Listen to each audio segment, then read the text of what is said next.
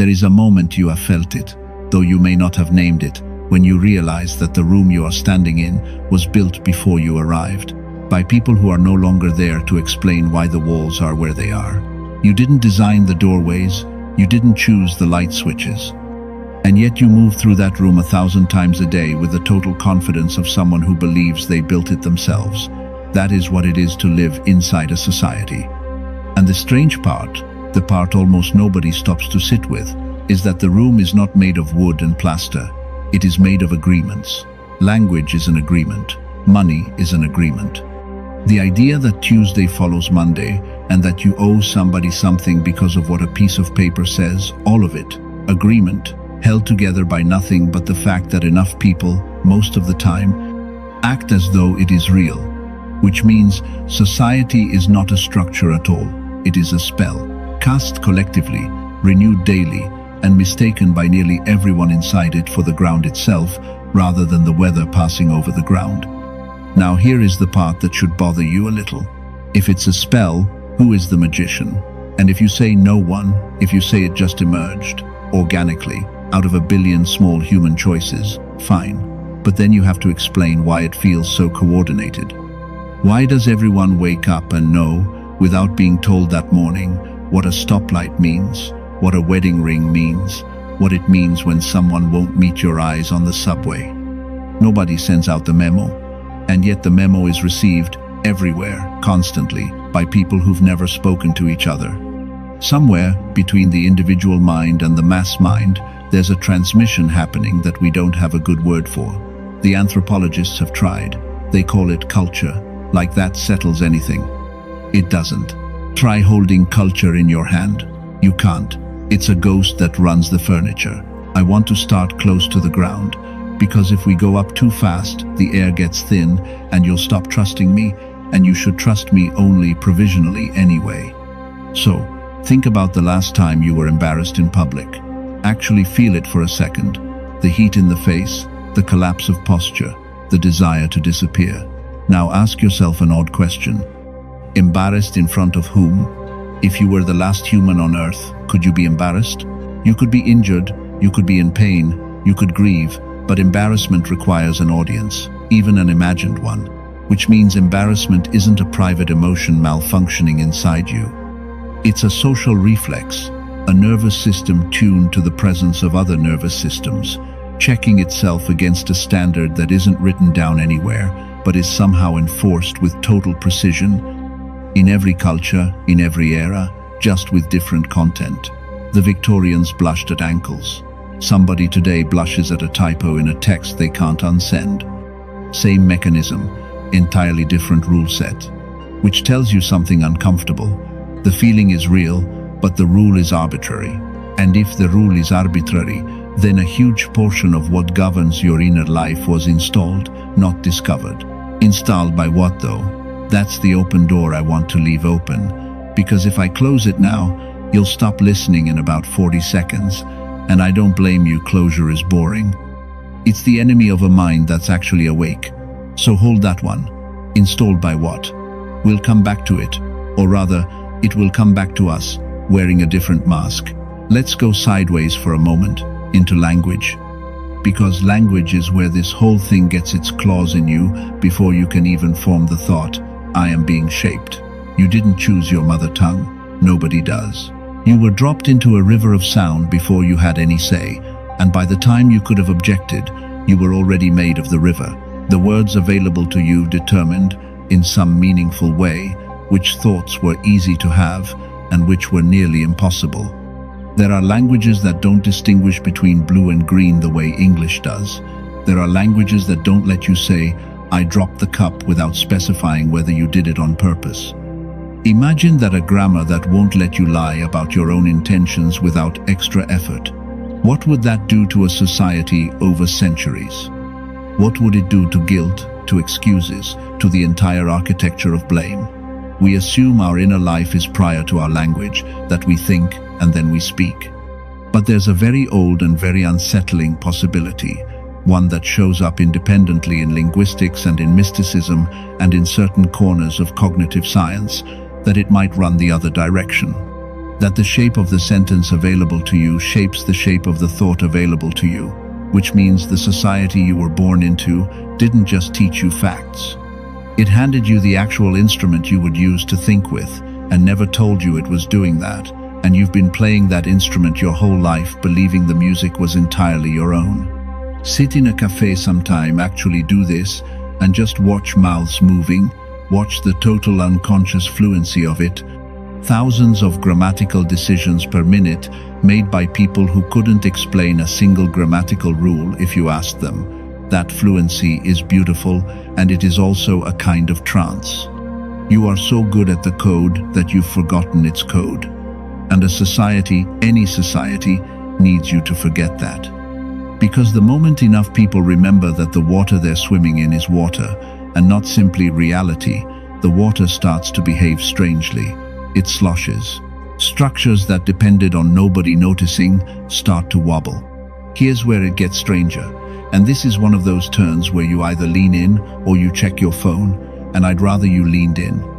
Every society, every one we have any record of, produces what you could call an official story about time, about where things are headed, about what a good life looks like and what a wasted one looks like. And every official story insists on its own inevitability.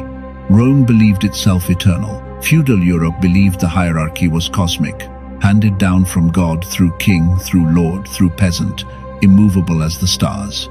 And from inside each of those stories, the idea that it could end, that people a few centuries later would look back at the whole framework, the way we look at a strange museum exhibit, that idea would have seemed insane, maybe heretical, maybe literally unthinkable, not forbidden to think, but structurally impossible to think, like trying to see the back of your own head without a mirror.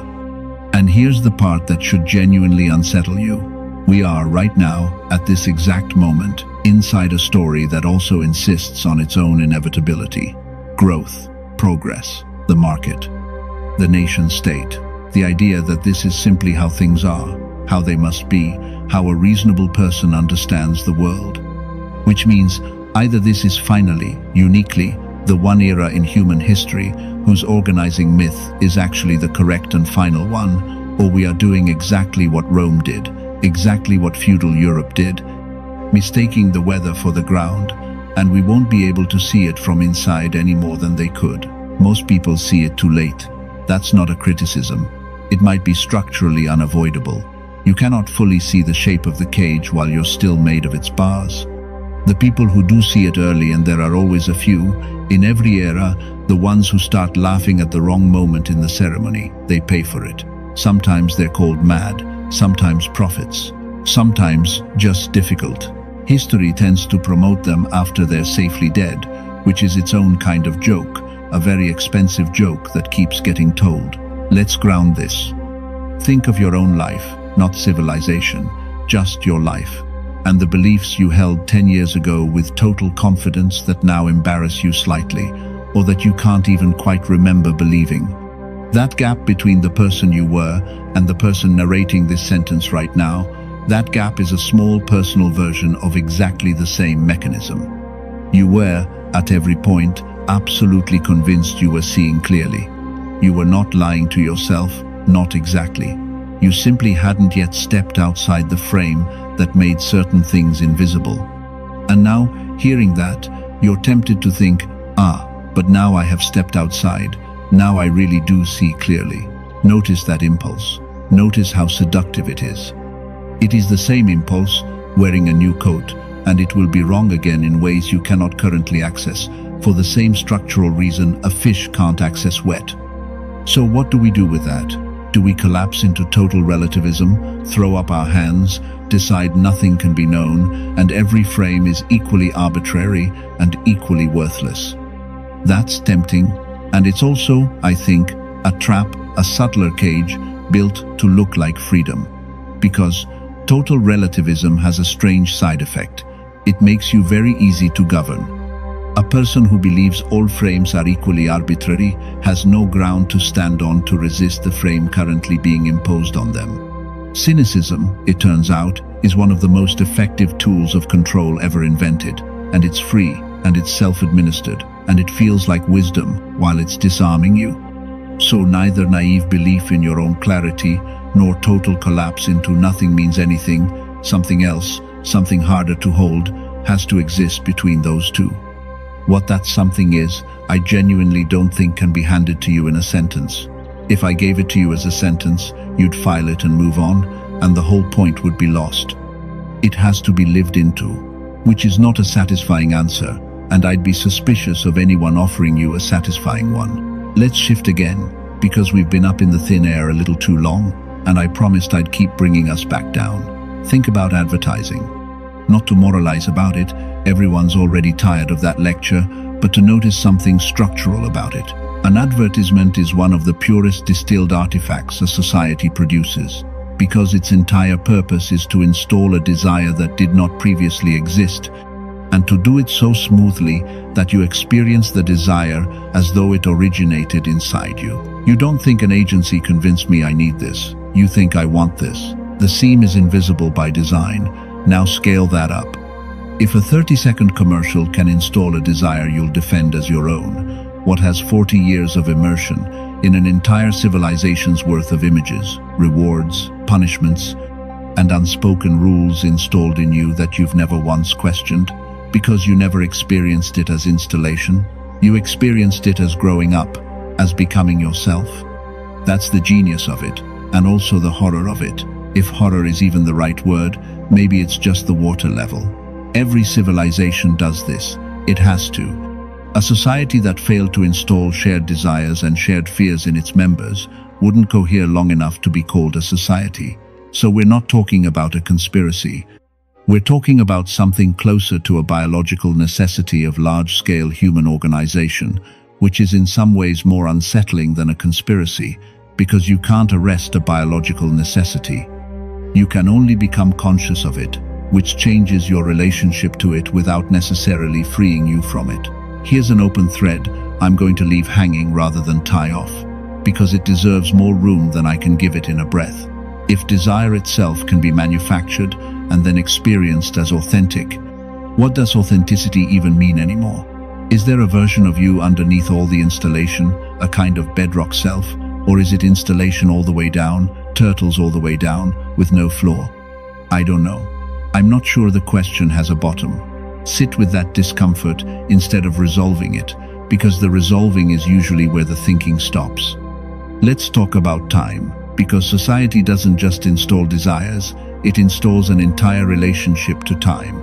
And this one is so deep, most people never once question it in an entire lifetime. Clock time, the grid. The idea that an hour, uniform, interchangeable, the same everywhere, running at the same rate regardless of what's happening inside it. This is a wildly recent invention, historically speaking, and it is not neutral. Before mechanical clocks spread through Europe, most human time was task time.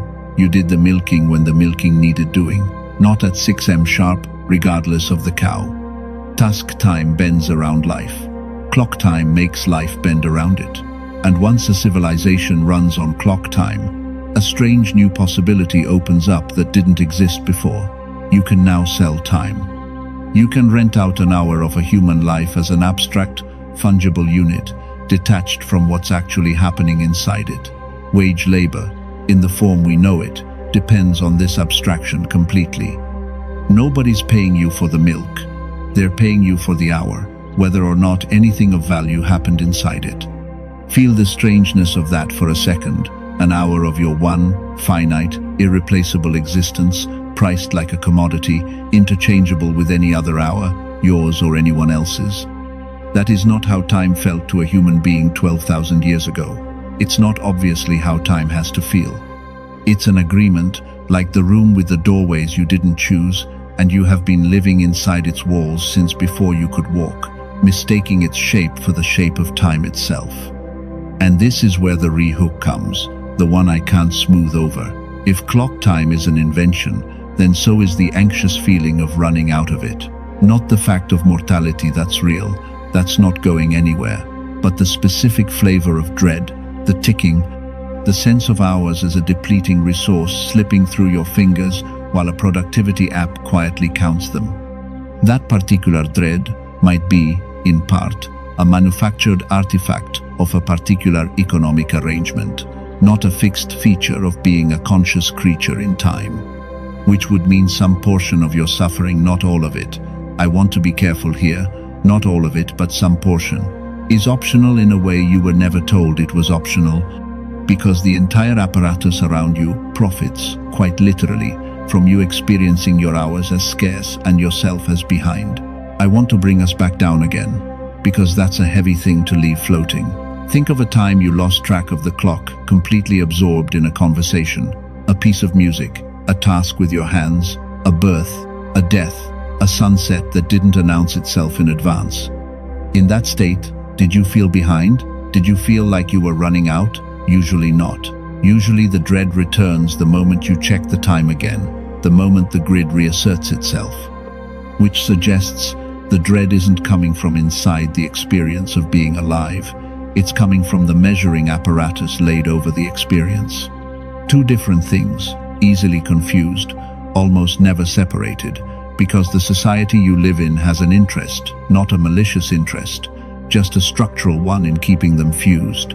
Now here's a thread I'll pull and then leave dangling, because it opens onto something too large to close. Every technology that promises to save you time has, so far, without exception, in every documented case across the last 2 centuries, resulted in people feeling they have less of it.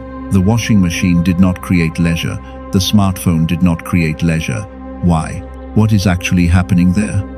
Is it possible that the time being saved is immediately reallocated, harvested, filled by the same system that felt the vacuum forming and rushed to occupy it before you could?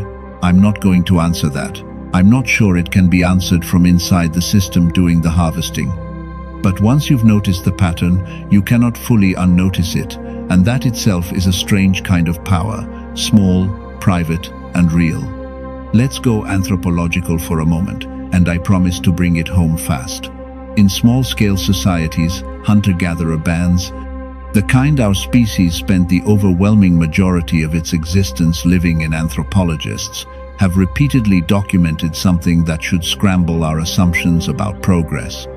Fewer working hours than the modern employed adult, more communal leisure, more direct participation in decisions that affected daily life, and less material accumulation, but often, by self-report and by observed behavior, less chronic anxiety about the future.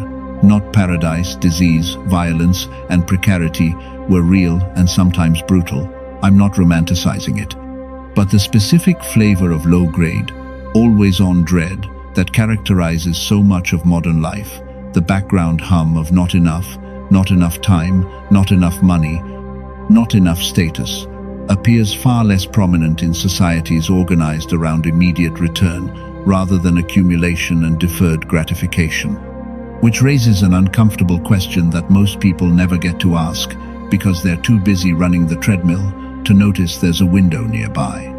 What if some of what we call progress is actually a very sophisticated machine for manufacturing scarcity out of abundance, so that motion never stops, so that the treadmill never has to justify its own existence by letting anyone actually arrive anywhere?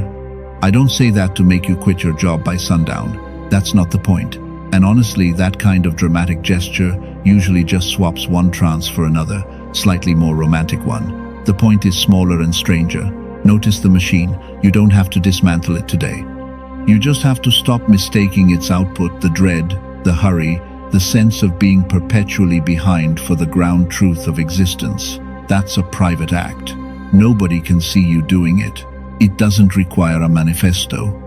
It might be the most quietly subversive thing available to an individual human being inside a system this large, simply refusing, moment to moment, to confuse the weather for the sky. Let's turn again, because we've been grounded a while, and there's a tension I've been circling that deserves its moment. Every society tells its members a story about who the enemy is, who the outsider is, who threatens the coherence of the whole. This is not incidental to how societies function, it may be structural to it. A group defines itself partly by what it is not. And here's the uncomfortable symmetry. The same mechanism that lets a society cohere, that lets millions of strangers cooperate, trust the currency, obey the traffic lights, also seemingly requires, an outside. Them. History is soaked in the residue of these witches, heretics, foreigners, the poor, the mad, whoever the current story needs cast as the shadow so the light can look bright by comparison.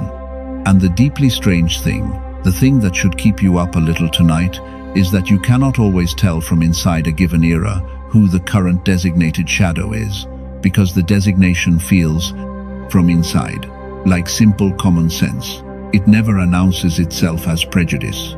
It announces itself as obvious. Rome's obvious, feudal Europe's obvious. Whatever is obvious to you right now, today, sitting exactly where you're sitting, some of it is almost certainly performing the exact same function, and you very likely can't see which part. For the same structural reason, you can't see the back of your own head. I'm not going to tell you what that is, partly because I don't fully know, and partly because if I told you, you'd just swap one unexamined obvious for another unexamined obvious, and the actual work, the slow, unglamorous work of noticing your own certainty and getting curious about it instead of comfortable in it, would never happen. That work can't be outsourced. Not to me, not to any voice speaking confidently into your ears while you wash dishes or drive home in the dark. Let's come back down once more, all the way down, into the body. Because that's where all of this eventually has to be checked against something real, or it turns into just more clever talk. And clever talk is its own trance. Maybe the most seductive one of all, the one I'm most at risk of casting on you right now, in this very sentence. So, notice your shoulders. Are they up near your ears? Notice your jaw. Is it clenched around something it's been holding since this morning, since childhood, since before you had language to name what it was holding? The body keeps a kind of ledger that the mind edits and revises and lies about, and one of the strange gifts of paying attention to it is that it doesn't much care about the official story. It doesn't care whether growth is good, whether the hour is real, whether the enemy is really the enemy. It just registers, faithfully, whether you are safe, whether you are tight, whether you are, right now, actually here. And that word here is maybe the thread that ties without tying, the loop that stays open on purpose. Because everything I've been circling, language, time, desire, the designated outsider, the myth of inevitability, all of it operates by pulling you out of here into a story about elsewhere, about later, about who you're supposed to become or what you're supposed to accumulate before you're allowed to arrive. And arrival, notice, is always deferred. That might be the oldest trick in the whole apparatus. Older than money, older than clocks, maybe even older than language itself. Keep the reward just past the horizon, always visible, never reached, so the motion never has to stop and explain itself. I don't know what's on the other side of seeing that clearly, because I'm not sure anyone fully gets to the other side. Maybe there is no other side, only a longer and longer series of moments where you catch yourself mid-trance and gently, without violence, without self-punishment, step half an inch outside of it, and then get pulled back in by the next advertisement, the next deadline, the next inherited fear wearing the mask of common sense. And you notice that too, eventually, a little sooner each time, maybe. Most people see it too late, but too late for what, exactly, is the question I want to leave sitting in the room with you, unanswered, unswept away. Because the moment somebody hands you a tidy answer to that question, you should probably get a little suspicious of them, myself very much included. The seeing isn't a destination, it's a practice, ongoing, incomplete, and the story isn't finished, it's just still speaking. In a different voice now, and it will keep turning, whether or not either of us is still in the room to hear it.